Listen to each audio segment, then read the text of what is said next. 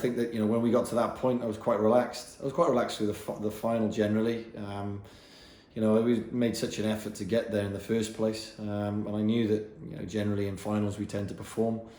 A little bit of nervousness around probably the quality of what New Zealand had put together in the semi-final, but we also knew as a coaching staff as well that we had a game that could beat New Zealand, but we needed to be aggressive with that. We had to be forthright with the way that we wanted to play the game, and what was nice, I suppose, right at the end there, just before the final whistle, that game plan worked, and all the players contributed to that, not just in the final but through the 3 days. So it's sort of, it's a job well done, and that's sort of how you sort of dust yourself down and walk away, is that you got out of it what you came in for. The general support, I know that things are really tough in Fiji at the moment, and I think, it was a foundation of what we did over the past sort of 6 months, was that, to lift Fiji and give everybody something to smile about and celebrate, even though those celebrations might be limited.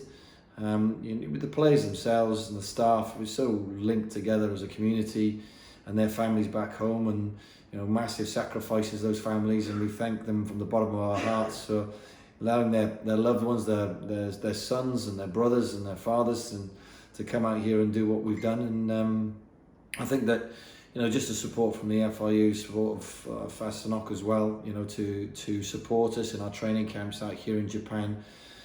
And generally the support through our sponsors of Fiji Rugby, who have been behind us all the way, and particularly of note, the likes of Fiji Airways. Yeah, so obviously the sponsors themselves as well, the Fiji Rugby Union, Fiji Airways, who have moved heaven and earth to make sure that we were looked after in our travel back and forth to Australia and up to Japan as well.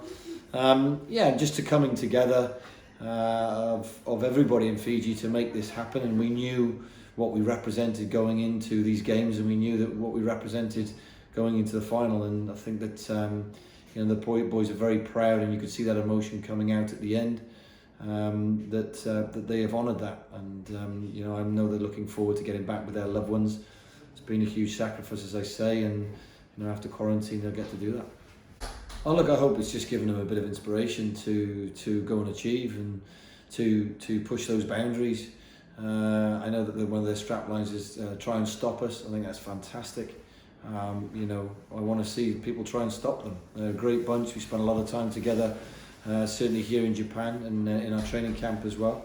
They're well coached, they've got good staff around them, and I think that they've just got to put everything out there. When you get to an Olympics, surely there's going to be a little bit of nervousness, but as you saw with us, we sort of worked our way through that and saved our best stuff to last. And when you come into a tournament like this, you don't want to leave anything behind.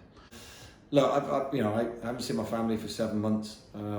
It's time I went back and was a father and a husband for a while, and I feel particularly guilty when I go off around the world and do the things that I do. But I have a family I have strong bonds, and I couldn't do this if it wasn't for them.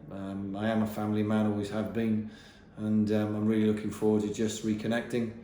Maybe getting a quiet beer with my family as well would be lovely.